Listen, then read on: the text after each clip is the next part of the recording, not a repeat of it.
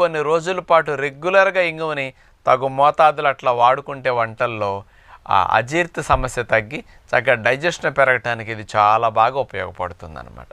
ఇది ఋషులు ఆనాటి నుంచి చెప్పిన ఈ సత్యం ఇది సైంటిఫిక్గా కూడా కరెక్ట్ అని మన సైంటిస్టులు నిరూపించారు. ముఖ్యంగా ఇండియాలోనే ఈ అజీర్తి సమస్యకి ఇంగువ బాగా పనికొస్తుందని మరి ఈ రకమైన పరిశోధన చేసిన వారు 2012 సంవత్సరంలో సురేష్ జ్ఞాన్ విహార్ యూనివర్సిటీ ఇండియా.